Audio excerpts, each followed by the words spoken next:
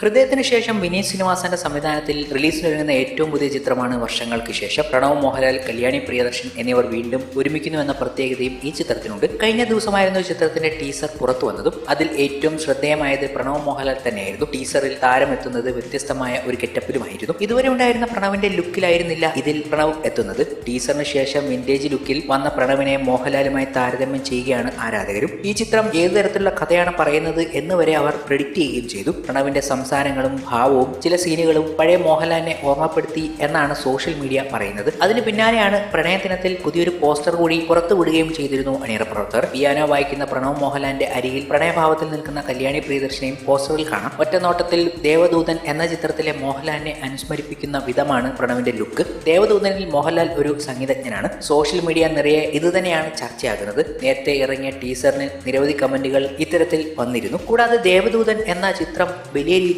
ചർച്ചയാകുന്ന ഒരു കാലഘട്ടമാണ് ഇതും. കാരണം അന്ന് ദേവദൂതൻ തിയേറ്ററിൽ സ്വീകരിക്കപ്പെട്ടില്ല. എന്നാൽ ഇന്ന് ഒരു കൾട്ട് ക്ലാസിക്കായി വലിയ പ്രശംസയാണ് ആ ചിത്രത്തിന് ലഭിക്കുന്നതും. ആ പ്രശംസയെക്കുറിച്ച് പറഞ്ഞുകൊണ്ട് പ്രേക്ഷകർ തന്നെ സിനിമാ ഗ്രൂപ്പുകളിൽ വലിയ രീതിയിലുള്ള ചർച്ചകൾ നടത്തിയിരുന്നു. അടുത്തിടെയാണ് ദേവദൂതൻ എന്ന ചിത്രത്തെക്കുറിച്ച് അതിന് നേരിട്ട വിമർശനങ്ങളെക്കുറിച്ചും ഒക്കെ പറഞ്ഞുകൊണ്ട് സംവിധായകൻ സിബി മലയിൽ എത്തിയത്. അദ്ദേഹത്തിനെ സപ്പോർട്ട് ചെയ്തും അദ്ദേഹം പറഞ്ഞ സങ്കടങ്ങൾക്ക് സപ്പോർട്ട് ചെയ്തുമൊക്കെയാണ് പ്രേക്ഷകർ എത്തിയത്. അങ്ങെന്തിനാണ് ഇപ്പോഴും ഇതിനെക്കുറിച്ച് ഇങ്ങനെ പറയുന്നത്? അതൊരു മികച്ച സിനിമയായിരുന്നു, ഇന്ന് ഞങ്ങൾ കാണാൻ ആഗ്രഹിക്കുന്നു എന്ന രീതിയിലാണ് പല പ്രേക്ഷകരും അഭിപ്രായപ്പെട്ടത്. അങ്ങനെ വലിയ രീതിയിൽ ദേവദൂതൻ ഇന്നത്തെ തലമുറ ആഘോഷിക്കുമ്പോൾ പ്രണവ് മോഹൻലാൽ അതേ മോഹൻലാൽ മാനറിസങ്ങളും അതേ ലുക്കിലും എത്തിയപ്പോൾ ഇത് കമ്പയർ ചെയ്യുകയായിരുന്നു പ്രേക്ഷകരും. സോഷ്യൽ മീഡിയ വലിയ രീതിയിൽ ഇതിനെ ആഘോഷിക്കുകയും ചെയ്തു. ഇത് വിശാൽ കൃഷ്ണമൂർത്തി തന്നെയല്ലേ എന്ന രീതിയിലായിരുന്നു ഓരോ പ്രേക്ഷകരും ചർച്ചയിൽ കൊണ്ടുവന്നത്. അങ്ങനെ വർഷങ്ങൾക്ക് ശേഷം പ്രണവ് മോഹൻലാലിലൂടെ വലിയ രീതിയിലുള്ള ശ്രദ്ധ നേടിക്കഴിഞ്ഞു. ടീസർ ഇറങ്ങിക്കഴിഞ്ഞപ്പോൾ പ്രണവ് മോഹൻലാൽ, കല്യാണി പ്രിയദർശൻ, ധ്യാൻ ശ്രീനിവാസൻ, അച്ചു വർഗീസ്, ബേസിൽ ജോസഫ്, വിനീത് ശ്രീനിവാസൻ, നീരജ് മാധവ്, നിതാ പിള്ള, അർജുൻ ലാൽ,